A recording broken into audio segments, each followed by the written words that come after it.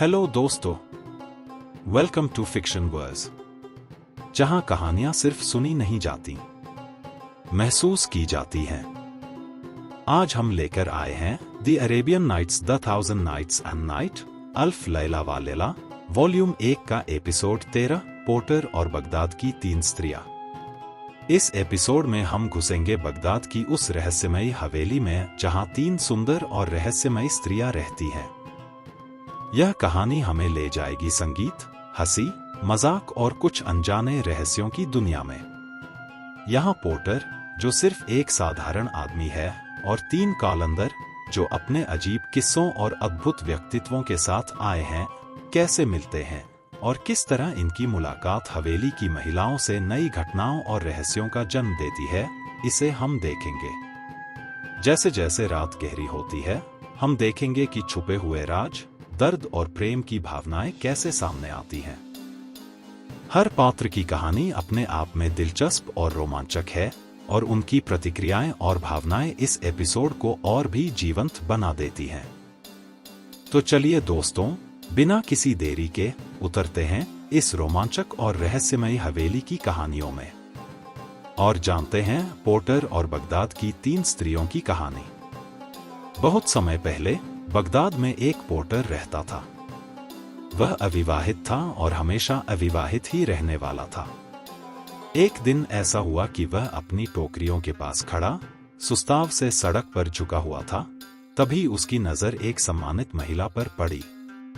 वह महिला मोसुल की रेशमी मंटिला पहने हुए थी, जिस पर सुनहरी कढ़ाई की गई थी और किनारे पर भव्य ब्रोकेट का काम था। उसके पैरों में जूते भी सुनहरी कढ़ाई वाले थे और उसके लंबे बाल सुंदर चोटी में बंधे हुए हवा में बह रहे थे। महिला ने अपना चेहरा ढकने वाला घूंघट उठाया और पोर्टर की ओर देखा। उसके काले, घने पलकों वाले आंखों की झिलमिलाती नजरें इतनी कोमल और मोहक थीं कि जो भी उन्हें देखता बस मंत्रमुग्ध हो जाता। उसने पोर्टर की ओर मधुर और शुद्ध भाषा में कहा, अपनी टोकरियां उठाओ और मेरे पीछे चलो। पोर्टर इतने मंत्रमुग्ध हुए कि वह लगभग यकीन नहीं कर पा रहे थे कि उन्होंने सही सुना है। फिर भी उन्होंने जल्दी जल्दी अपनी टोकरियां उठाईं और अपने मन में सोचते हुए, ओह, यह तो भाग्य का दिन है, अल्लाह की कृपा का दिन, और महिला के पीछे चल पड़े। महिला उन्हें लेकर एक घर के दरवाजे तक पहुंची और वहां दस्तक दी। थोड़ी ही देर में एक वृद्ध, नासरतानी व्यक्ति बाहर आया। महिला ने उसे सोने का सिक्का दिया और बदले में वह व्यक्ति उसे जरूरी चीजें, साफ और शुद्ध शराब, जैसी जैतून के तेल जैसी साफ, सौंपी। उसने सावधानी से उसे पोर्टर की टोकरियों में रख दिया और कहा, उठाओ और मेरे पीछे चलो। पोर्टर ने कहा, सचमुच यह तो बहुत शुभ दिन है, ऐसा दिन जब इंसान की हर इच्छा पूरी हो सकती है। फिर उन्होंने अपनी टोकरियां फिर से उठाईं और महिला के पीछे चल पड़े। महिला उन्हें लेकर एक फल विक्रेता की दुकान तक गई और वहां शामी सेब, उस्मानी बेर और ओमानी आड़ू खरीदे, साथ ही नाइल की ककड़ी, मिस्र के नींबू और सुल्तानी संतरे और नींबू। इसके अलावा उन्होंने दुकानदार से एलपी जैस्मिन, सुगंधित मर्टल के फैल, दमिश्क का नेनुफर, प्राइवेट का फूल और कैमोमाइल, रक्त लाल एनिमोन, वायलट और अनार के फूल, एग्लांटाइन और नरगिस भी लिए और सारी चीजें पोर्टर की टोकरियों में रख दी। महिला ने कहा, उठाओ। पोर्टर ने टोकरियां उठाईं और उनका पीछा किया। महिला उन्हें कसाई की दुकान तक लेकर गई और बोली, मुझे 10 पाउंड मटन काट कर दो। कसाई ने उनका मटन तैयार किया। महिला ने उसका मूल्य चुकाया और मटन को केले के पत्ते में लपेटकर पोर्टर की टोकरियों में रख दिया। महिला ने फिर कहा, उठाओ ओ पोर्टर। पोर्टर ने उसकी आज्ञा का पालन किया और फिर उसके पीछे चल पड़े। महिला उन्हें किराना की दुकान तक ले गई और वहां सूखे मेवे, पिस्ता के दाने, तिहामा के किशमिश, छिले हुए बादाम और मिठाई के लिए सभी आवश्यक चीजें खरीदी। महिला ने पोर्टर से कहा, उठाओ और मेरे पीछे चलो। फिर पोर्टर ने टोकरियां उठाईं और उनके पीछे चले। महिला उन्हें मिठाई की दुकान तक ले गई, जहां उसने एक मिट्टी का थाल खरीदा और उसमें दुकान की सभी तरह की मिठाइयाँ, खुली तली हुई पेस्ट्री, मस्क की खुशबू वाली फ्रिटर्स, साबुन केक, नींबू की ब्रेड और खरबूजे का मुरब्बा, जैनब की कंघी, लेडीज फिंगर, काजी के टुकड़े और हर तरह की स्वादिष्ट मिठाइयाँ थाल में सजाई और पोर्टर की टोकरियों में रख दी। पोर्टर ने यह सब देखा और मन ही मन सोचा, सचमुच यह दिन मेरे लिए किसी खजाने से कम नहीं। तभी पोर्टर ने हंसते हुए कहा, तुमने मुझे पहले क्यों नहीं बताया? मैं तो अपने साथ एक टट्टू या एक मादा ऊंट भी ले आता ताकि यह सारी खरीदारी ले जा सकूं। महिला मुस्कुराई और पोर्टर के गले के पीछे हल्का सा थप्पड़ मारते हुए बोली, चलो और शब्दों में अधिक मत बढ़ाओ, अगर अल्लाह ने चाहा तो तुम्हारी मेहनत का वेतन कम नहीं होगा। फिर वह उन्हें एक इत्र की दुकान तक ले गई। वहां उसने 10 प्रकार के सुगंधित पानी खरीदे, गुलाब का इत्र जिसमें मस्क की खुशबू हो, संतरे के फूल का पानी, जलकुंभ का, विलो का फूल, वायलट और 5 अन्य प्रकार। उसने 2 लोहे की चीनी की टिक्कियां भी खरीदी, एक इत्र छिड़कने की बोतल, पुरुषों के धूप का टुकड़ा, एलो की लकड़ी, एम्बरग्रिस और मस्क के साथ साथ अलेक्जेंड्रिया मोम की मोमबत्तियां। सब कुछ उसने सावधानी पूर्वक पोर्टर की टोकरियों में रख दिया और कहा, अपनी टोकरियां उठाओ और मेरे पीछे चलो। पोर्टर ने अपनी टोकरियां उठाईं और महिला के पीछे चल पड़ा। महिला उन्हें सब्जियों और मसालों की दुकान तक ले गई। वहां उसने खट्टी सल्टी सफर फूलों वाली सॉफ्लावर, जैतून, तेल और नमक दोनों में, तारागौन, क्रीम चीज और कठोर सीरियाई चीज खरीदी।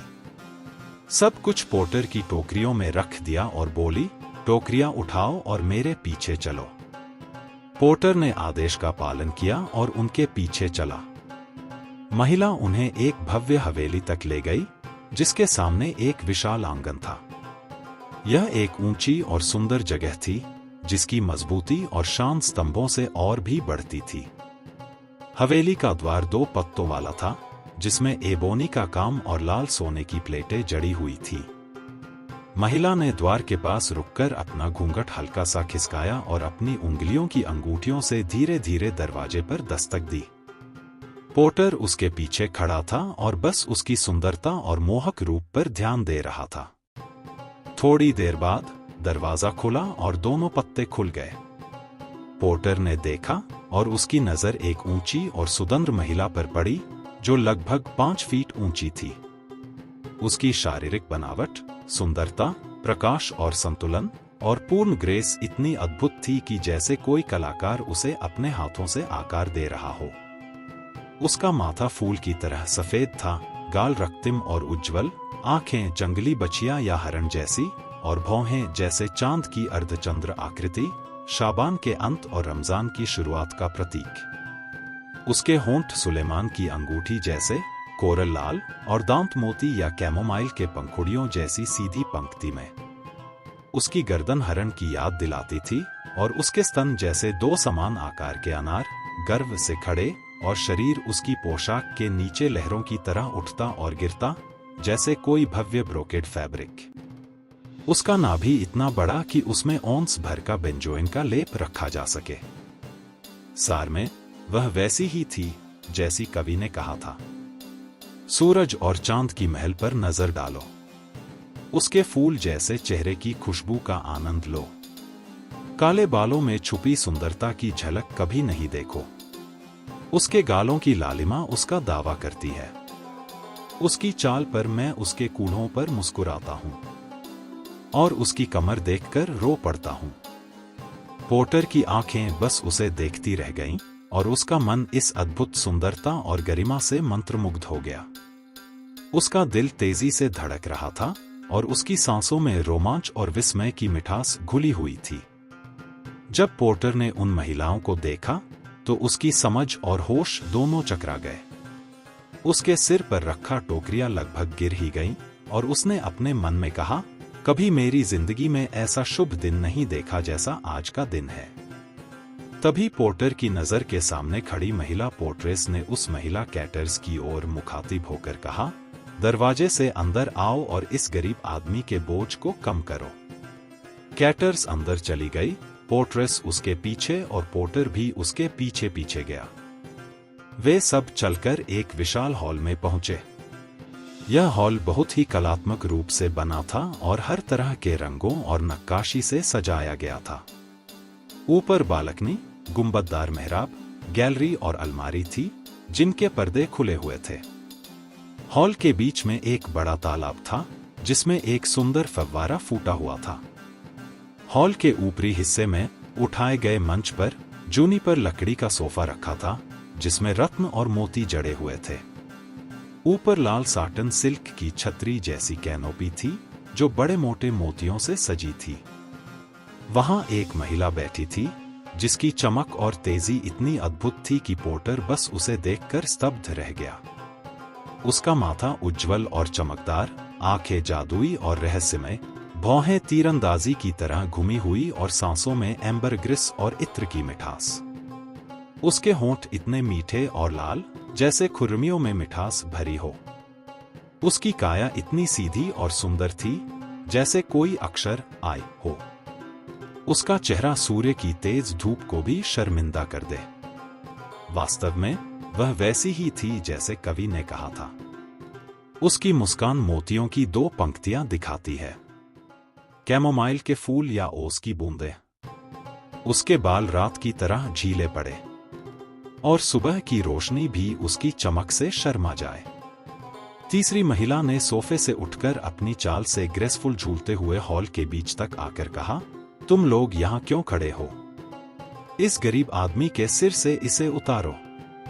फिर कैटर्स उसके पास गई और पोर्ट्रेस पोर्टर के पीछे खड़ी हुई, जबकि तीसरी महिला ने उनकी मदद की।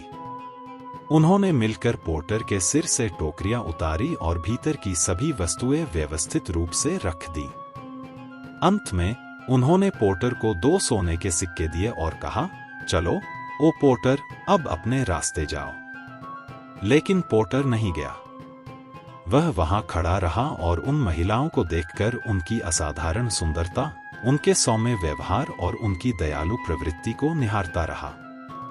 उसने उन वाइन, खुशबूदार फूलों, फलों और अन्य वस्तुओं को भी बड़ी विस्मय और प्रशंसा के साथ देखा। वह हैरानी में पड़ा कि वहां कोई पुरुष नहीं है और अपने जाने में विलंब कर रहा था। तभी सबसे बड़ी महिला ने कहा, तुम क्यों नहीं जा रहे? क्या तुम्हारा वेतन पर्याप्त नहीं है? और अपनी बहन कैटर्स की ओर मुड़कर बोली, उसे और एक डिनर दो। लेकिन पोर्टर ने उत्तर दिया, अल्लाह की कसम मेरी लेडी, यह वेतन के लिए नहीं है। मेरा वेतन कभी 2 दिरहम से अधिक नहीं होता। लेकिन सच कहूं तो मेरा दिल और मेरी आत्मा आप और आपकी स्थिति में ही बसी हुई है। पोर्टर ने उन महिलाओं को ध्यान से देखा और उनकी बातों का उत्तर देने से पहले सोच में पड़ गया। फिर उसने अपनी बात शुरू की। मैं हैरान हूं, उसने धीरे धीरे कहा, देखकर कि तुम अकेली हो, यहां कोई पुरुष नहीं है और तुम्हारे पास कोई साथी भी नहीं है। और जैसा कि तुम्हें भली भांति मालूम है, मीनार 4 स्तंभों पर ही टिकी रहती है और तुम्हें उसी चौथे स्तंभ की आवश्यकता है। और बिना पुरुष के महिलाओं का आनंद अधूरा रहता है, जैसे कि कवि ने कहा है। क्या तुम नहीं जानते कि आनंद के लिए 4 चीजें आवश्यक हैं? हार्प और लूट, बांसुरी और फ्लेजोलेट। और यदि वे 4 तरह की सुगंधों के साथ हों, गुलाब, मर्टल, एनिमोन और वायलेट, और फिर भी 8 में से 4 तुम रोकना चाहोगी। अच्छी वाइन, जवानी, सोना और सुंदर साथी। तुम 3 हो और तुम्हें चौथा चाहिए, जो समझदार और विवेकशील हो, तेज दिमाग वाला और ऐसा जो गुप्त बातें संभाल सके। पोर्टर की यह बातें सुनकर महिलाएं बहुत खुश हुईं और हंसी से खिलखिला उठीं। उन्होंने कहा, और कौन हमें यह आश्वासन देगा? हम तो कन्याएं हैं और अपने रहस्यों को ऐसे किसी के हाथ में नहीं सौंप सकती जिस पर भरोसा न हो। हमने किसी पुरानी किताब में पढ़ा है कि इब्न अल-सुमाम ने कहा है, अपने रहस्य को कसकर थामो और किसी को न बताओ। जब रहस्य कह दिया जाए तो वह खो जाता है। यदि तुम अपने रहस्य को छुपाने में असफल हो, तो कैसे आशा कर सकते हो कि कोई और उसे संभालेगा? और अबू नवास ने भी इसी विषय पर कहा है, जो अपना रहस्य किसी और के हाथ में सौंपता है, उसके माथे पर आग लगने योग्य है। पोर्टर ने उनकी बातें सुनी और मुस्कुराते हुए उत्तर दिया, आपकी जान की कसम, मैं एक समझदार और विवेकशील व्यक्ति हूं। मैंने किताबें पढ़ी हैं, इतिहास और पुरानी कथाएं देखी हैं। मैं सुंदर चीजों को प्रकट करता हूं और बुराइयों को छुपाता हूं। मैं वैसे ही कार्य करता हूं जैसा कि कवि ने सलाह दी है। केवल अच्छे लोग रहस्य संभालते हैं और अच्छे लोग उसे प्रकट नहीं करते। मेरे लिए यह एक अच्छी तरह बंद घर है, जिसकी कुंजी नहीं और दरवाजा सील किया हुआ। जब कन्याओं ने पोर्टर की यह कविता सुनी और समझा कि यह उनके लिए कितनी सावधानी और आदर के साथ कही गई है, तो उन्होंने कहा, तुम जानते हो कि हमने इस जगह पर अपना सारा धन खर्च किया है। अब बताओ, क्या तुम्हारे पास हमें इस मनोरंजन का भुगतान करने के लिए कुछ है? क्योंकि निश्चित रूप से हम तुम्हें यहाँ बैठकर हमारी संगति में हमारी सुंदर और दुर्लभ शक्लों को देखकर बिना भुगतान नहीं रहने देंगे। क्या तुम नहीं जानते वह कहावत, लाभ की आशा के बिना प्रेम एक दाना भी नहीं है? पोर्टर की आंखों में चमक थी और उसका दिल धड़क रहा था। वह उन महिलाओं की बुद्धिमत्ता, सुंदरता और सूझबूझ से प्रभावित हुआ।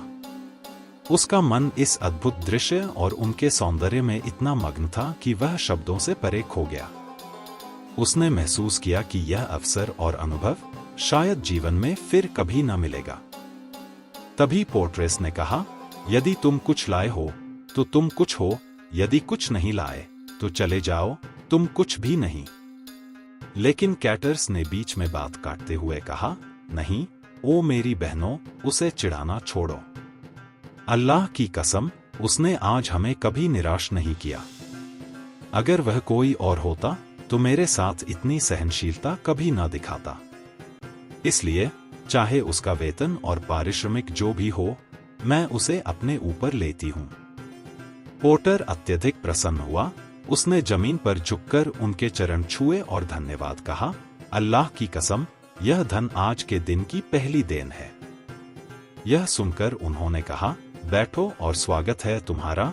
सबसे बड़ी महिला ने जोड़ा, अल्लाह की कसम, हम तुम्हें हमारी संगति में आने की अनुमति नहीं देंगे, सिवाय एक शर्त के कि जो बात तुम्हारा काम न हो उस पर कोई प्रश्न न पूछा जाए और अवज्ञा करने वाले को सख्ती से दंड दिया जाएगा।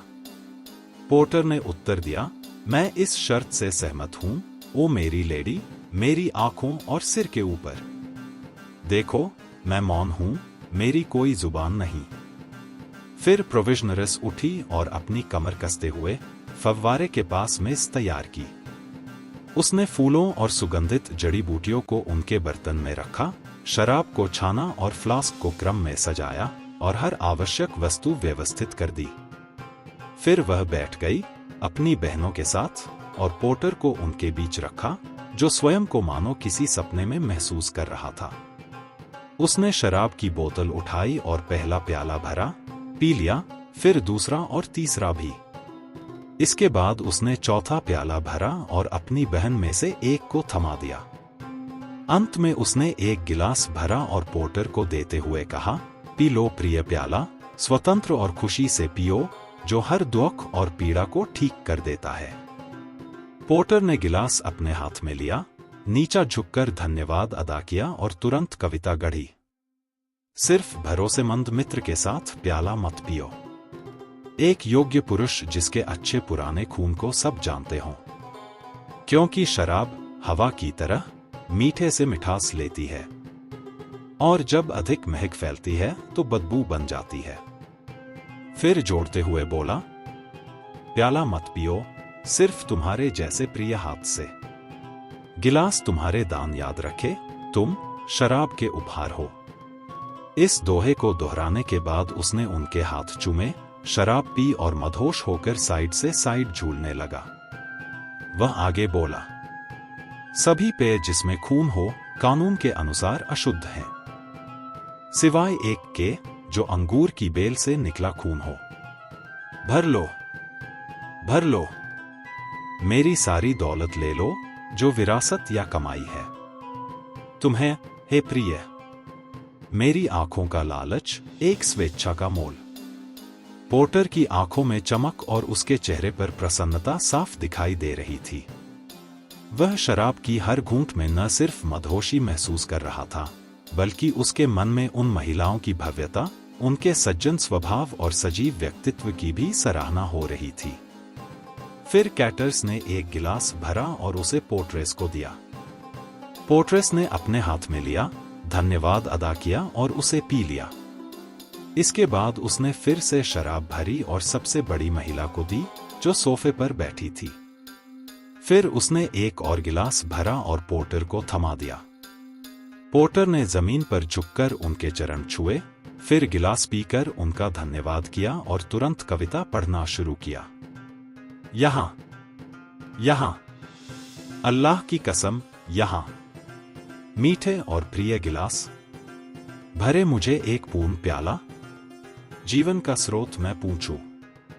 फिर पोर्टर घर की मालकिन के सामने खड़ा हुआ और बोला, ओ मेरी लेडी, मैं तुम्हारा दास हूं, तुम्हारा ममलूक, तुम्हारा सफेद बंदी, तुम्हारा पूरा सेवक हूं।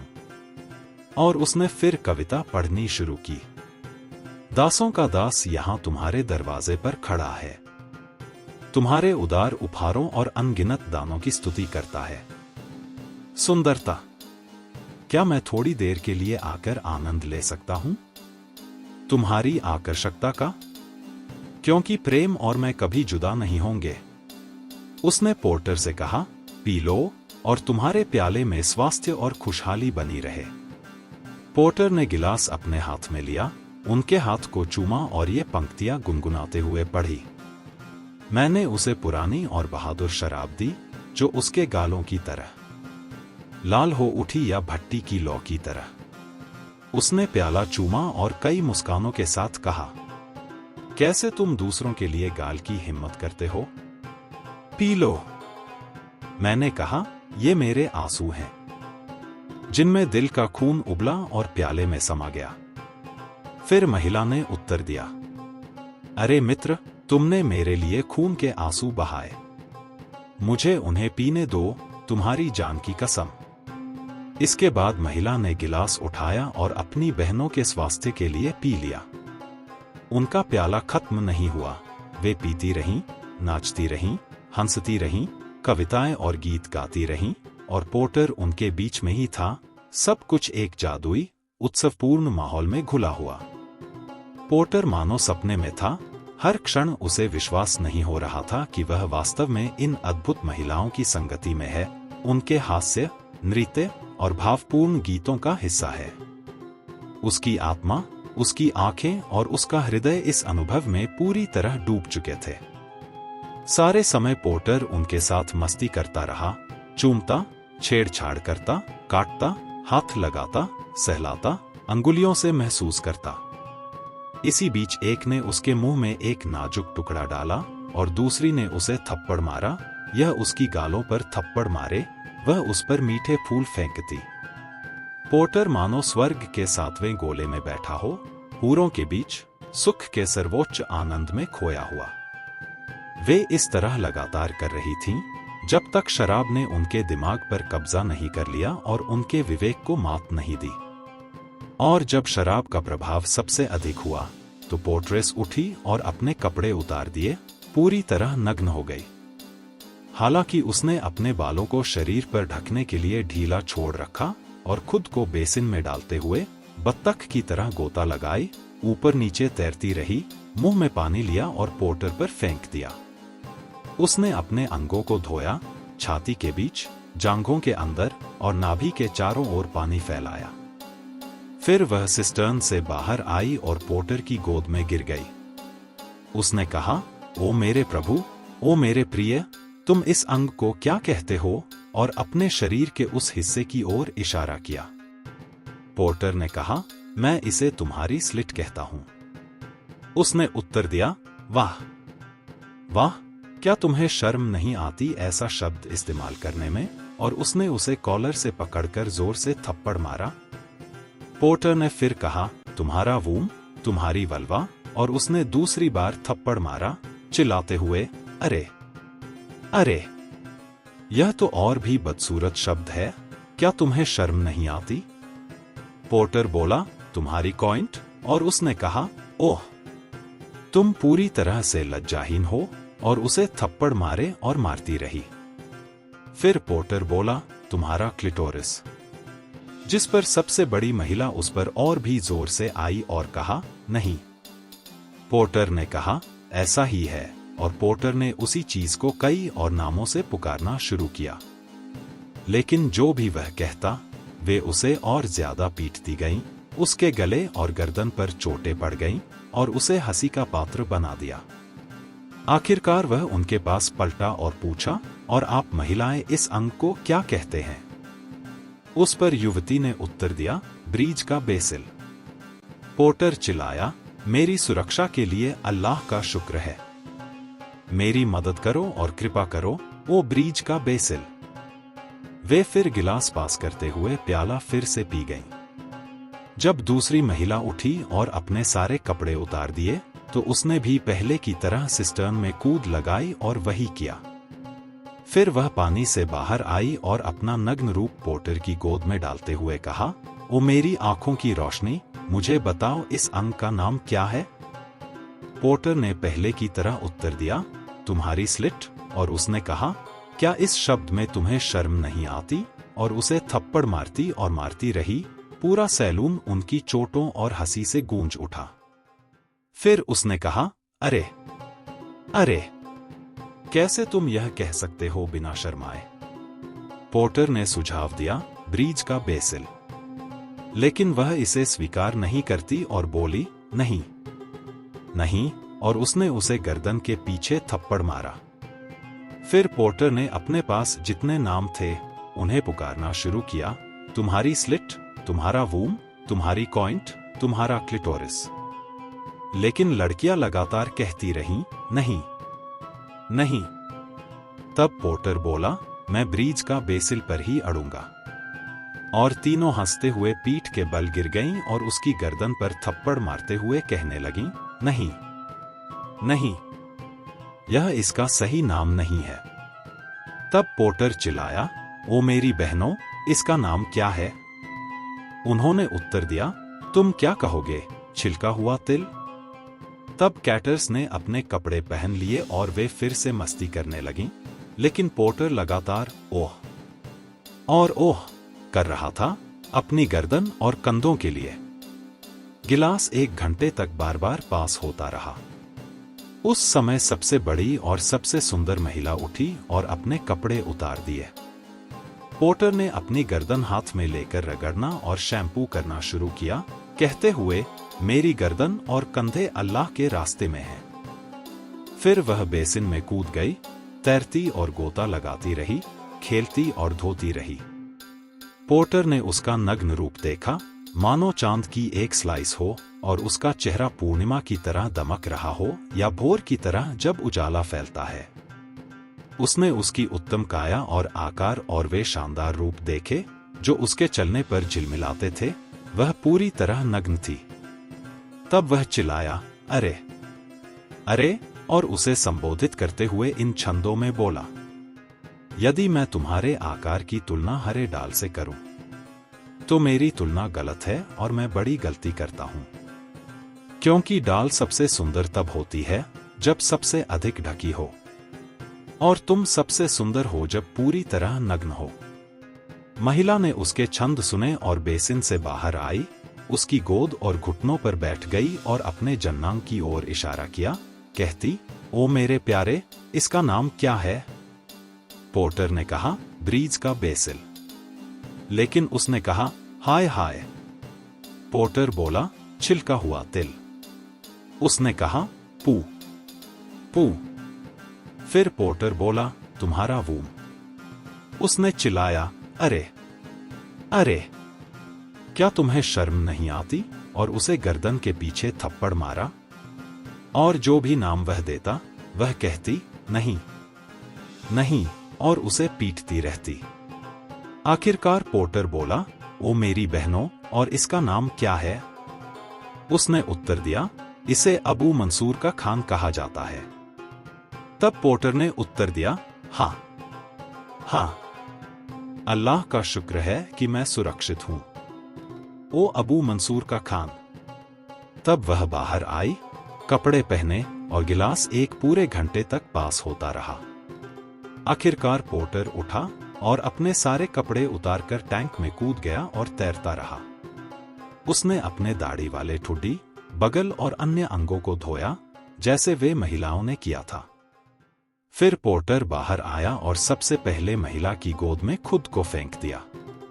उसने अपने हाथ पोर्ट्रेस की गोद पर रखे और अपने पैर कैटर्स की गोद में आराम से रखे। फिर उसने अपने प्रिकल की ओर इशारा किया और कहा, ओ मेरी मालिकाओं, इसका नाम क्या है? सभी उसके शब्दों पर हंस पड़ी और पीठ के बल गिर गईं। एक बोली, तुम्हारी पिंटल। लेकिन पोर्टर ने उत्तर दिया, नहीं, और प्रत्येक को दंड स्वरूप एक काट दिया। तब उन्होंने कहा, तुम्हारी पिजल। पोर्टर ने चिल्लाया, नहीं, और सभी को गले लगाया। तभी शहजाद ने दिन की पहली किरण देखी और अपनी अनुमति प्राप्त कथा कहने से विराम लिया। 10वीं रात को उसकी बहन दुन्याजद ने कहा, हमारे लिए अपनी कहानी समाप्त करो। और शहजाद ने उत्तर दिया, खुशी और आनंद से। उसने सुनाया, सुनो हे शुभ राजा। वह सभी कन्याएं पोर्टर से कहती रहीं, तुम्हारी प्रिकल, तुम्हारी पिंटल, तुम्हारी पिजल, और पोर्टर न छोड़ते हुए चुंबन करता रहा, काटता रहा और गले लगाता रहा जब तक उसका मन संतुष्ट नहीं हुआ। वे तब तक हंसती रहीं जब तक और नहीं हंस सकी। आखिरकार किसी ने कहा, वो हमारे भाई, तो इसका असली नाम क्या है? पोर्टर बोला, तुम नहीं जानती? उन्होंने कहा, नहीं। तब पोर्टर ने कहा, इसका असली नाम है म्यूल बर्स्ट ऑल, जो ब्रीज का बेसिल चबाता है, छिलके वाला तिल खाता है और अबू मंसूर के खान में रात बिताता है। तब वे हंसी से लोटपोट हो गईं और फिर से मस्ती में लग गईं और रात ढलने तक यही खेल चलता रहा। तब उन्होंने पोर्टर से कहा, बिस्मिल्लाह, ओ हमारे मालिक, उठो और अपने पुराने जूतों को पहनकर हमें अपने कंधों की चौड़ाई दिखाओ। पोर्टर बोला, अल्लाह के लिए, मेरी आत्मा छोड़ना मेरे लिए तुमसे अलग होना आसान होगा। आओ रात को दिन से मिलाएं और कल सुबह हम अपनी अपनी राह जाएंगे।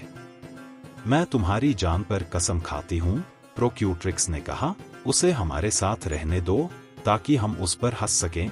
हम अपना जीवन जी सकते हैं और उसका जैसा दूसरा कभी न पाएं, क्योंकि वह सचमुच एक मजेदार और चतुर आदमी है। तब उन्होंने कहा, तुम इस रात हमारे साथ केवल इस शर्त पर रह सकते हो कि तुम हमारे आदेशों का पालन करोगे और जो कुछ भी तुम देखो उसके बारे में कोई सवाल नहीं पूछोगे और उसके कारण की जांच नहीं करोगे। ठीक है, उसने उत्तर दिया। फिर उन्होंने कहा, जाओ और दरवाजे पर लिखा पढ़ो। तो पोर्टर उठा और प्रवेश द्वार पर गया। वहां उसने सोने के अक्षरों में लिखा देखा, जो अपनी चिंता के बाहर की बात बोलेगा वह वही सुनेगा जो उसे पसंद न आए। पोर्टर बोला, गवाह बनो मेरे खिलाफ कि मैं अपनी चिंता के बाहर कोई बात नहीं करूंगा। फिर कैटर्स उठी और उनके सामने भोजन परोस दिया। वे खा पी रही थीं। इसके बाद उन्होंने पीने की जगह बदल दी, दीपक और मोमबत्तियां जलाईं, अंबर ग्रिस और एलोवुड जलाया, नए फल और शराब की सेवा पर रखी। वे अपने प्रेमियों की बातें करते हुए मस्ती करने लगीं। वे पूरे 1 घंटे तक खाते, पीते, बात करते, सूखे मेवे खाते, हंसते और शरारत करते रहे। तभी देखा, द्वार पर कोई दस्तक हुई। दरवाजे की खटखट से सभा का माहौल बिल्कुल भी भंग नहीं हुआ। लेकिन उनमें से एक उठी और देखने गई कि क्या मामला है। थोड़ी ही देर में वह लौट आई और बोली, सच कहूं तो इस रात का हमारा आनंद अब पूर्ण होने वाला है। सबने पूछा, कैसे? वह मुस्कुराई और बोली, द्वार पर 3 फारसी कलंदर खड़े हैं। उनके दाढ़ी, सिर और भौं मुंडे हुए हैं और सभी के बाएं आंखें अंधी हैं। वास्तव में अजीब संयोग। ये रूम भूमि से आए हुए विदेशी हैं। यात्रा के निशान उनके चेहरे पर स्पष्ट हैं। ये अभी अभी बगदाद पहुंचे हैं। हमारी नगरी में उनका यह पहला दौरा है और इनकी खटखट का कारण केवल यही है कि इन्हें ठहरने की जगह नहीं मिली। उन्होंने हंसते हुए कहा, सच कहूं तो इनमें से एक ने मुझसे कहा, संभव है कि इस महल का मालिक हमें उसकी अस्तबल या कोई पुरानी झोपड़ी दे दे जहां हम यह रात गुजार सकें। शाम उनके ऊपर जल्दी आ गई थी और ये परदेशी थे, इसलिए उन्हें कोई जानकार नहीं मिला जो इन्हें आश्रय देता। और हे बहनों, इनमें से हर एक अपने तरीके का मजाकिया व्यक्ति है। अगर हम इन्हें अंदर आने देंगे तो हमारे पास हास्य का विषय होगा। उन्होंने उन्हें मनाने में देर नहीं की और अंत में उन्होंने कहा, इन्हें अंदर आने दो और यह शर्त उनसे रखो कि जो इनसे संबंधित नहीं है उस पर वे कोई बात न करें, नहीं तो वे वही सुनेंगे जो उन्हें अच्छा न लगे। फिर वह प्रसन्न होकर दरवाजे की ओर गई और थोड़ी ही देर में 3 एक आंख वाले कलंदर लेकर लौटी, जिनकी दाढ़ी और मूंछें साफ सशक्त थी। उन्होंने सलाम किया और सम्मान स्वरूप दूर खड़े रहे, लेकिन तीनों महिलाएं उठीं और उनका स्वागत किया। उन्होंने उनके सुरक्षित आगमन की खुशी जताई, उन्हें बिठाया और आदरपूर्वक बंधाया। कलंदरों ने कमरे को देखा, साफ सुथरा, फूलों से सजाया हुआ, दीपक जल रहे थे और खुशबूदार धुएं का असर पूरे कमरे में फैला हुआ था। मिठाई, फल और शराब के साथ साथ वहां 3 सुंदर कन्याएं भी थीं। उन्होंने एक स्वर में कहा, वास्तव में यह तो बहुत अच्छा है। फिर उन्होंने पोर्टर की ओर देखा और देखा कि उसका चेहरा हंसता हुआ है, हालांकि वह पूरी तरह से संतुलित नहीं था और उसकी पीठ और कंधे पर पहले की थप्पड़ों के निशान थे। वे सोचने लगे कि वह भी उनमें से ही एक है और बोले, एक भिक्षु जैसा, चाहे अरब हो या विदेशी। लेकिन पोर्टर ने उनकी बात सुनी, तेज दृष्टि से उन्हें देखा और बोला, यहां बैठो और बातों में अत्यधिक न बढ़ो। क्या तुमने दरवाजे पर लिखी बात नहीं पढ़ी? निश्चित ही यह हमारे पास भिक्षुओं की तरह आने वालों के लिए उपयुक्त नहीं है कि वे हमारी तरफ अपनी जुबान हिलाए। वे डरते हुए बोले, हमारी माफी स्वीकार करो, ओ फकीर, हमारे सिर तुम्हारे हाथों में है। महिलाएं पोर्टर और कलंदरों के झगड़े पर हंसते हंसते लोटपोट हो गईं। फिर उन्होंने कलंदरों और पोर्टर के बीच सुलह कराई और नए मेहमानों को खाने के लिए बैठाया। सभी ने भोजन किया और उसके बाद सभी साथ बैठे। पोर्ट्रेस ने उन्हें शराब परोसना शुरू किया और जैसे ही प्याले एक के बाद एक घूमने लगे, पोर्टर ने उनसे कहा, और आप, मेरे भाइयों, क्या आपके पास कोई कहानी या अनोखा किस्सा है जिससे हमें आनंद दिलाए? शराब का असर उनके सिर में चढ़ चुका था। वे संगीत के लिए ताना बाना चाहते थे। पोर्ट्रेस ने मुसुल की ढोलक, इराक की लूट और फारसी हार्प लाई। प्रत्येक भिक्षु ने एक एक वाद्य लिया और उसे सुर में लगाया। ढोलक ने ताल बजाई, लूट और हार्प ने सुर मिलाए और एक हर्षपूर्ण धुन निकली। महिलाएं अपनी आवाज में इतनी उत्साहित होकर गाने लगीं कि पूरा कमरा संगीत और उल्लास से गूंज उठा। जैसे ही यह सब चल रहा था, किसी ने दरवाजे पर खटखट किया। पोर्ट्रेस देखने गई कि क्या मामला है। शाहरेजाद राजा से कहती है, अब सुनो। इसका कारण यह था कि खलीफा हारून अल रशीद, जैसा कि उनका तरीका था, उस रात भी शहर में भ्रमण पर निकले थे, खुद को आनंद देने और नए नए किस्से सुनने के लिए। वह व्यापारी की तरह सजे संवरे हुए थे और उनके साथ उनके वजीर जाफर और तलवारबाज मासरूर थे। वे जैसे ही शहर में घूम रहे थे, उनका रास्ता 3 महिलाओं के घर की ओर गया। वहां से संगीत और गीतों की जोरदार आवाज आ रही थी। खलीफा ने जाफर से कहा, मुझे इस घर में प्रवेश कर वहां के गीत सुनने और देखने की इच्छा हो रही है कि कौन गा रहा है। जाफर ने जवाब दिया, ओ प्रिंस ऑफ द फेथफुल, ये लोग निश्चित ही शराब में हैं और मुझे डर है कि अगर हम उनके बीच गए तो कोई परेशानी हो सकती है। खलीफा ने उत्तर दिया, कोई उपाय नहीं, मुझे वहां जाना ही पड़ेगा। मैं चाहता हूं कि तुम कोई बहाना सोचो जिससे हम उनके बीच जा सकें। जाफर ने कहा, सुन लिया और पालन करूंगा। फिर उन्होंने दरवाजे पर खटखट किया। पोर्ट्रेस बाहर आई और दरवाजा खोला। जाफर आगे बढ़ा और जमीन पर झुककर बोला, ओ मेरी महिला, हम तिबेरियास नगर के व्यापारी हैं। 10 दिन पहले बगदाद पहुंचे। व्यापारी कारवानसराय में ठहरे और अपने माल का विक्रय किया। अब एक व्यापारी ने हमें आज रात आमंत्रित किया। हम उसके घर गए, भोजन किया और 1 घंटे तक शराब का आनंद लिया। जब हमें जाने की अनुमति मिली तो रात के अंधेरे में हम वापस अपने खा की ओर नहीं पहुंच सके। इसलिए आपकी कृपा और दयालुता से आप हमें आज रात ठहरने देंगे और स्वर्ग आपको इसके लिए इनाम देगा। पोर्ट्रेस ने उन्हें देखा, व्यापारी की तरह सजे संवरे, गंभीर और स्थिर व्यक्तित्व वाले। फिर वह अपनी बहनों के पास लौट गई और जाफर की कहानी बताई। बहनों ने अनजान मेहमानों पर दया की और कहा, इन्हें अंदर आने दो। पोर्ट्रेस ने दरवाजा खोला। उन्होंने पूछा, क्या हमें आपके प्रवेश की अनुमति है? आओ, पोर्ट्रेस ने कहा। खलीफा अंदर आए, उनके पीछे जाफर और मासरूर। महिलाएं उन्हें देखकर सम्मानपूर्वक खड़ी हुईं, उन्हें बिठाया और उनकी जरूरतों का ध्यान रखा, कहती हुईं, स्वागत है हमारे प्रिय मेहमानों, लेकिन एक शर्त के साथ। यह क्या है? उन्होंने पूछा। एक महिला ने उत्तर दिया, जो तुम्हारा काम नहीं उस पर मत बोलो, नहीं तो तुम वही सुनोगे जो तुम्हें अच्छा नहीं लगेगा। बिल्कुल ऐसा ही, उन्होंने कहा और शराब पीने के लिए बैठ गए। सभी ने गहरी घूंट भरी। फिलहाल खलीफा ने उन 3 कलंदरों को देखा और जब देखा कि प्रत्येक का बायां आंख अंधा है तो चकित रह गया। फिर उसने लड़कियों की ओर देखा और उनकी सुंदरता और मोहकता पर अत्यधिक आश्चर्य किया। वे लगातार हंसी मजाक और बातचीत में व्यस्त थी। उन्होंने खलीफा से कहा, पियो। लेकिन खलीफा ने उत्तर दिया, मैं हज के लिए प्रतिज्ञाबद्ध हूं, और शराब से खुद को दूर किया।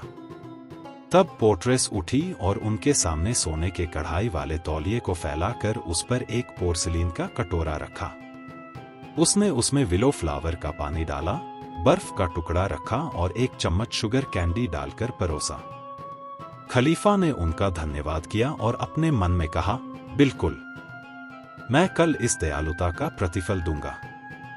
अन्य लोग फिर से बातचीत और हंसी में लीन हो गए। जब शराब का असर बढ़ गया तो घर की सबसे बड़ी महिला उठी और उन्हें सम्मानपूर्वक प्रणाम करके कैटरेस का हाथ पकड़ा और बोली, उठो बहन, और हम अपना फर्ज निभाए। दोनों ने उत्तर दिया, बिल्कुल। तब पोर्ट्रेस उठी और तालिका की सर्विस और भोज की बची हुई चीजें हटाईं। उसने फिर से मिष्ठान और मध्य भाग साफ किया। उसने कलंदरों को सोफा पर बैठाया और खलीफा, जाफर और मासरूर को सैलून के दूसरी ओर बिठाया। तब उसने पोर्टर को बुलाया और कहा, तेरी आदर शक्ति कितनी कम है। अब तू अनजान नहीं, तू घर का ही सदस्य है। पोर्टर उठकर कमर के कपड़े को कसते हुए बोला, मुझे क्या करना चाहिए? उसने उत्तर दिया, अपनी जगह पर खड़ा हो जा। तब प्रोकुरेट्रिक्स उठी और सैलून के बीच में एक नीची कुर्सी रखी। उसने अलमारी खोली और पोर्टर से कहा, आओ मेरी मदद करो। पोर्टर गया और देखा कि 2 काले कुत्तियां हैं, जिनकी गर्दन में चैन लगी हुई थी। उसने उन्हें पकड़ा और सैलून के मध्य में ले आया। तब घर की महिला उठी, अपनी बाहों के ऊपर की आस्तीनें लटका दी और एक चाबुक पकड़कर पोर्टर से बोली, एक कुत्ते को आगे लाओ। पोर्टर ने कुत्ते को उसकी चैन खींचते हुए सामने लाया। कुत्ते ने रोया और सिर हिलाया, पर महिला ने उसके सिर पर प्रहार करना नहीं छोड़ा। कुत्ता चिल्लाया और महिला तब तक मारती रही जब तक उसकी बाह कमजोर न हो गई। फिर उसने चाबुक फेंका और कुत्ते को अपनी गोद में दबाया, उसके आंसू पोंछे और उसके सिर पर चुंबन किया। उसने पोर्टर से कहा, इसे ले जाकर दूसरे को ले आओ। जब पोर्टर दूसरे को लाया, उसने पहले वाले की तरह ही उसके साथ व्यवहार किया। अब खलीफा का हृदय इन क्रूर कृत्यों को देखकर दुखी हो गया। उसके सीने में कसाव आया और उसने इन कुत्तों को इतनी मार क्यों दी जा रही है, यह जानने की इच्छा में सब धैर्य खो दिया। उसने जाफर की ओर एक पलक झपकाई, जैसे चाह रहा हो कि वह पूछे, लेकिन मंत्री ने संकेतों से कहा, चुप रहो। फिर पोर्ट्रेस ने घर की मालकिन से कहा, ओ मेरी महिला, उठो और अपनी जगह जाओ ताकि मैं भी अपना फर्ज निभा सकूं। उसने उत्तर दिया, बिल्कुल, और जुनिपर की लकड़ी की सोफे पर बैठ गई, जिसे सोने और चांदी से सजाया गया था। उसने पोर्ट्रेस और कैटरेस से कहा, अब तुम लोग अपना काम करो। तब पोर्ट्रेस एक नीची कुर्सी पर बैठ गई सोफे के पास। प्रोकुरेट्रिक्स एक अलमारी में गई और वहां से हरे फ्रिंज और 2 सोने के टसल वाली साटन की थैली निकाली। उसने घर की महिला के सामने खड़े होकर थैली को झटका और उसमें से एक ल्यूट निकाली, जिसे उसने पिंस कसकर ट्यून किया। जब यह पूरी तरह तैयार हो गया, उसने गाने की शुरुआत की, तुम ही मेरी इच्छा, मेरा लक्ष्य हो। और जब, हे प्रेम, तुम्हें देखूं मैं, खुल जाता है स्वर्ग का घराना। पर जब तुम दूर हो तो नरक दिखता है। तुमसे पागलपन आता है, फिर भी आती है उच्चतम खुशी, आती है प्रमोद। तुम्हारे प्रति प्रेम में मैं न डरूं, न शर्म, न निंदा, न घृणा और न द्वेष। जब प्रेम मेरे हृदय में सिंहासन पर बैठा, मैंने शर्म की चादर फाड़ दी, और प्रेम रोकता नहीं उस चादर को फाड़ने से। शालीनता पर कलंक आने दो, बीमारी की चादर फिर मैंने पहन ली, पर रहस्य लपेटा नहीं गया। इसलिए मेरा प्रेम और लालायित हृदय तुम्हारी सर्वोच्च शक्ति की घोषणा करता है। आंसुओं की धार मेरी गाल पर मेरा अपमान कहती है, और सब छिपा हुआ सबके सामने दिखा, और मेरी पहेली सही ही हल हो गई। तो मेरी बीमारी को ठीक करो, क्योंकि तुम ही बीमारी और उपचार हो। पर जिसकी मरहम तुम्हारे हाथ में है, वह कभी शाप और विनाश से मुक्त न होगी। जलाओ मेरी आंखों को जो प्रकाश बरसाते हैं। मारा मुझे कल्पनाओं की तलवार से। कितने लोग प्रेम की तलवार से गिर पड़े, अपनी उच्च स्थिति के बावजूद। फिर भी मैं कभी पीड़ित होना बंद न करूं, और न ही मैं भूलने की ओर भागूं। प्रेम मेरी सेहत, मेरा विश्वास, मेरी खुशी है। सार्वजनिक और निजी, गलत या सही। हे खुशकिस्मत आंखें जो तुम्हारे आकर्षण को देखती हैं, जो तुम्हें अपनी मर्जी से निहारती हैं। हां, मेरी शुद्धतम इच्छा और इच्छा से प्रेम की दासी हमेशा रहूंगी। जब वह कन्या यह शोक गीत सुनी, उसने कहा, हाय हाय, और अपने वस्त्र फाड़ दिए और जमीन पर बेहोश होकर गिर पड़ी। खलीफा ने उसकी पीठ पर हथेली की चोटों और चाबुक के निशानों को देखा और अत्यधिक आश्चर्य में पड़ गया। तब पोर्ट्रेस उठी, उस पर पानी छिड़का और उसे एक नया, बहुत सुंदर वस्त्र पहनाया। लेकिन जब लोग यह सब देख रहे थे, उनके मन में उलझन हो गई, क्योंकि उन्हें घटना की कहानी का कोई अंदाजा नहीं था। तब खलीफा ने जाफर से कहा, क्या तुमने उस कन्या के शरीर पर निशान नहीं देखे? मैं चुप नहीं रह सकता और न ही चैन पा सकता हूं जब तक मैं उसकी स्थिति और इस दूसरी कन्या की कहानी और उन 2 काले कुत्तियों का रहस्य न जान लूं। जाफर ने उत्तर दिया, हे हमारे प्रभु, उन्होंने हमसे यह शर्त रखी थी कि हम अपने काम का ही बोलेंगे, नहीं तो वही सुनेंगे जो हमारे लिए अच्छा नहीं। तब पोर्ट्रेस ने कहा, बिस्मिल्लाह, हे मेरी बहन, मेरे पास आओ और इस सेवा को पूरा करो। प्रोकुरेट्रिक्स ने उत्तर दिया, बिल्कुल, खुशी और उत्साह से, और उसने ल्यूट अपने स्तनों से सटा ली। उसने अपनी उंगलियों से तारों को छेड़ा और गाने लगी, मेरी आंखों को उनकी नींद लौटा दो जो लंबी अवधि से छीनी गई थी। और बताओ, मेरा विवेक कहां चला गया? मैंने सीखा कि तुम्हारे प्रेम को स्थान देने से मेरे पलकें शत्रु के हाथ में सो गईं। उन्होंने कहा, हम तुम्हें न्याय संगत मानते हैं, जिसने तुम्हारी आत्मा को रोक रखा था। जाओ, उसके गौरवशाली नेत्रों से पूछो। मैंने कहा, मैं सभी रक्त को माफ करता हूं, जिसे उसने बहाया। अपने दुखों को मानते हुए उसने रक्त बहाया। मेरे मन के दर्पण पर उसने सूरज जैसी किरण डाली, जिसकी तीव्र परछाई ने भीतर आग जगा दी। अल्लाह इच्छानुसार जीवन का पानी बर्बाद कर दे। मेरा वेतन वही होंठ है जो ओस से लाल है। अगर तुम मेरे प्रेम को संबोधित करोगे तो कारण मिलेगा, शिकायत और आंसू या करुणा या उत्साह के लिए। शुद्ध जल में उसकी छवि तुम्हारी आंखों को मिलेगी। जब प्याला असफल हो, तुम्हें शराब की आवश्यकता न होगी। फिर उसने उसी काव्य से कहा, मैंने पिया पर उसका दृष्टि का प्याला, न कि शराब। और उसका झूलता हुआ चाल मेरी आंखों को नींद में डुबो गया। मुझे अंगूर का रस नहीं पकड़ता, बल्कि अतीत की पकड़। मुझे प्याला अधिक नहीं भरता, बल्कि दैवी उपहार। उसके घुमावदार केशों ने मेरी आत्मा को जकड़ लिया, और उसकी कठोर इच्छा ने मेरी सारी समझ को छल दिया। कुछ क्षण विराम के बाद उसने फिर गाया, अगर हम अनुपस्थिति की शिकायत करें तो क्या कहेंगे? या अगर पीड़ा हमें सताए तो हम कहां जाए? अगर मैं किसी को कहूं अपनी कहानी बताने के लिए। प्रेमी की शिकायत पैसे के लिए नहीं बताई जाती।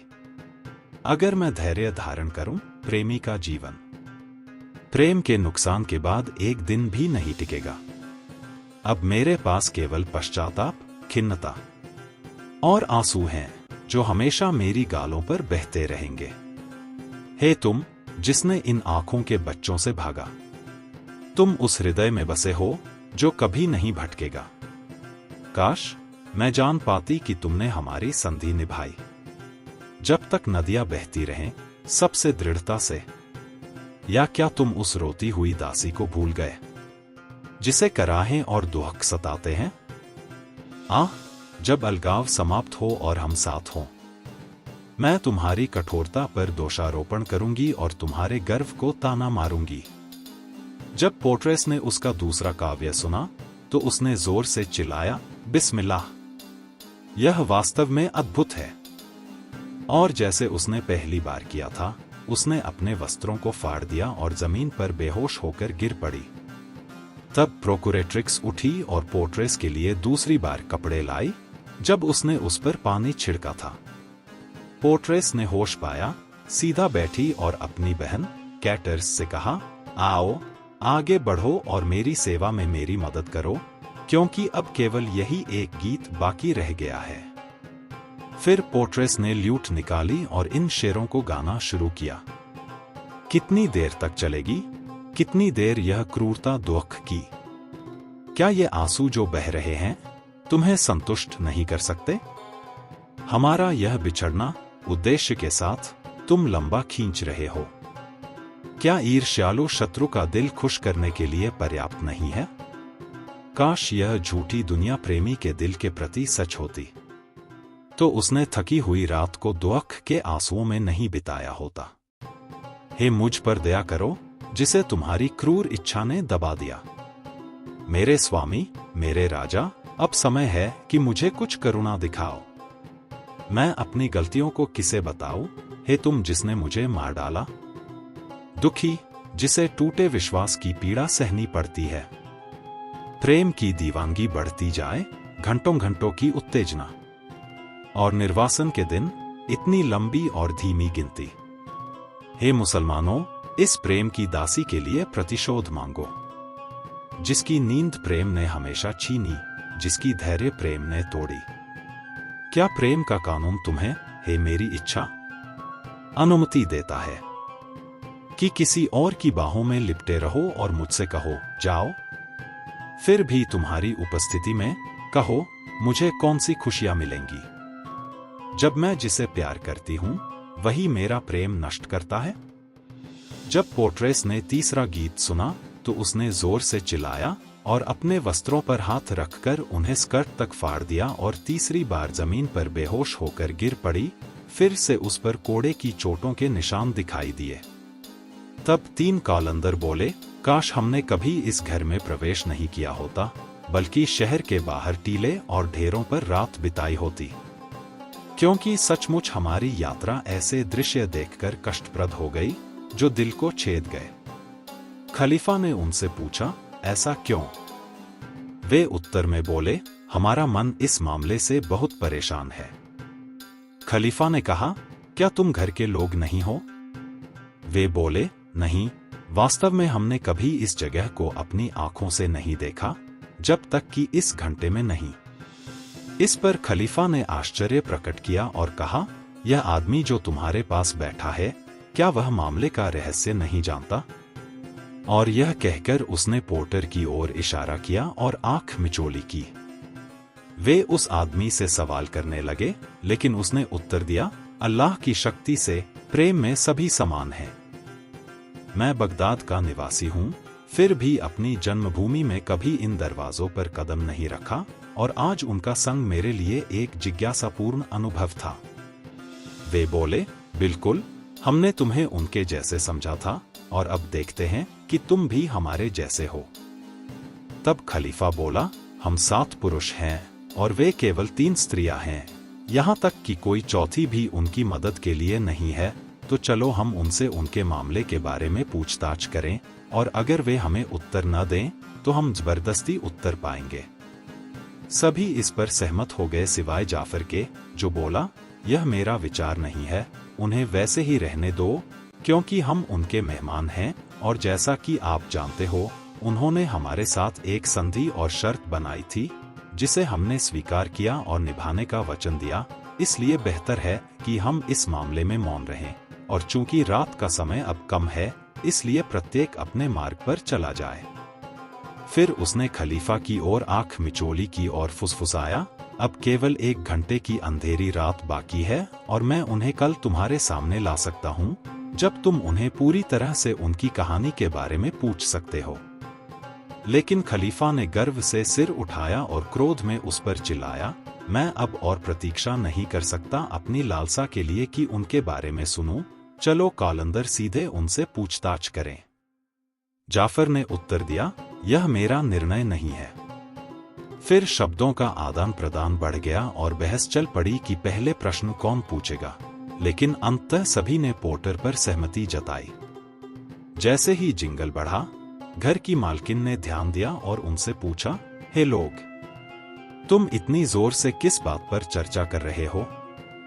तब पोर्टर सम्मानपूर्वक उनके सामने खड़ा हुआ और बोला, हे मेरी मालकिन, यह सभा उत्सुकता से चाहती है कि आप उन्हें 2 कुत्तियों की कहानी बताएं और बताएं कि आप उन्हें इतनी क्रूरता से क्यों सजा देती हैं, और फिर आप उन पर रोती हैं और चूमती हैं, और अंत में वे आपकी बहन की कहानी सुनना चाहते हैं और जानना चाहते हैं कि उसे क्यों हथेलियों की छड़ी से सजा दी गई, जैसे किसी पुरुष को दी जाती। ये वही प्रश्न हैं जो उन्होंने मुझे पूछने के लिए कहा है, और शांति आप पर रहे। तब घर की मालकिन ने मेहमानों से कहा, क्या यह सत्य है जो वह आपके लिए कह रहा है? सभी ने उत्तर दिया, हाँ, सिवाय जाफर के, जो मौन रहा। जब उसने ये शब्द सुने तो उसने चिल्लाया, अल्लाह की कसम, तुमने हमें अन्याय किया है, हे हमारे मेहमान। जब तुम हमारे सामने आए, हमने तुम्हारे साथ संधि और शर्त बनाई थी कि जो कोई भी उस विषय पर बोले जो उसका नहीं है, वह वही सुनेगा जो उसे नहीं भाता। क्या इतना पर्याप्त नहीं था कि हमने तुम्हें अपने घर में लिया और तुम्हें हमारे सबसे अच्छे भोजन से खिलाया? लेकिन दोष इतना तुम्हारा नहीं है जितना उस स्त्री का है जिसने तुम्हें भीतर आने दिया। फिर उसने अपनी आस्तीने कलाई तक ऊपर चढ़ाई और अपने हाथ से फर्श पर 3 बार मारा, चिल्लाते हुए, जल्दी आओ। और देखते ही देखते एक कोठरी का दरवाजा खुला और 7 काले गुलाम तलवारें हाथ में लेकर बाहर आए। उसने कहा, उन बकबक करने वालों की कोहनी पकड़ो और उन्हें एक दूसरे से बांध दो। वे उसकी आज्ञा का पालन करने लगे और उससे पूछा, हे घूंघटधारी और गुणी स्त्री, क्या यह तुम्हारा उच्च आदेश है कि हम उनके सिर धड़ से अलग कर दें? लेकिन उसने उत्तर दिया, थोड़ी देर के लिए उन्हें छोड़ दो कि मैं उनके हालात के बारे में पूछताछ कर सकूं, उनके गले पर तलवार महसूस करने से पहले। अल्लाह की कसम, हे मेरी मालकिन, पोर्टर ने कहा, मुझे दूसरों के अपराध के लिए मत मारो, ये सभी पुरुष अपराध कर चुके हैं और दंड के हकदार हैं, सिवाय मेरे। अब अल्लाह की कसम, हमारी रात आनंदमय होती अगर हम उन एक नेत्र वाले कालंदरों की शर्मिंदगी से बच जाते, जिनका शहर में प्रवेश इसे चीखती हुई वीरान भूमि में बदल देता। फिर उसने ये शेर दोहराए, कितनी सुंदर है दया, जिसे शक्तिशाली पुरुष भी दबाने की इच्छा नहीं करता, और सबसे सुंदर सुंदरता वीकेस्ट भाई को दिखाई जाए। प्रेम के पवित्र बंधन के कारण हम दोनों के बीच किसी को दूसरे के अपराध के लिए पीड़ा सहने न दो। फिर पोर्टर ने अपना शेर खत्म किया और घर की मालकिन हंस पड़ी। और शहजाद ने देखा कि सुबह का उजाला होने लगा है, इसलिए उन्होंने अपनी अनुमति की सीमा तक की कहानी कहना रोक दिया। जब यह 11वीं रात थी, उन्होंने कहा, मुझे यह पता चला है, हे दयालु राजा, कि मालकिन ने पोर्टर पर अपने क्रोध के बावजूद हंसते हुए सभा के पास जाकर कहा, बताओ तुम कौन हो, क्योंकि तुम्हारे पास केवल एक घड़ी की जिंदगी है, और यदि तुम उच्च कुल या अपने जनजातियों के सम्मानित लोग न होते तो इतनी हठधर्मी न करते और मैं तुम्हारे विनाश को जल्दी कर देती। तब खलीफा ने कहा, हाय तुम्हारी, हे जाफर, उन्हें बता दो कि हम कौन हैं, ताकि गलती से हमें न मार डाला जाए, और कुछ भयानक घटित होने से पहले उन्हें उचित ढंग से समझा दो। जाफर ने उत्तर दिया, यह तुम्हारे अधिकारों का हिस्सा है। तब खलीफा ने उस पर चिल्लाते हुए कहा, चतुर शब्दों का समय है और गंभीर कार्य का समय भी। फिर मालकिन ने तीनों कालंदरों से पूछा, क्या तुम भाई हो? उन्होंने उत्तर दिया, नहीं, अल्लाह की कसम, हम केवल फकीर और विदेशी हैं। तब उसने उनमें से एक से कहा, क्या तुम एक आंख से जन्मजात अंधे थे? उसने उत्तर दिया, नहीं, अल्लाह की कसम, यह एक अद्भुत और अकल्पनीय दुर्घटना थी जिसने मेरी आंख निकाल दी, और मेरी कहानी ऐसी है कि यदि इसे आंख के कोनों पर सुई से उकेरा जाए तो यह किसी चेतावनी के योग्य होगा।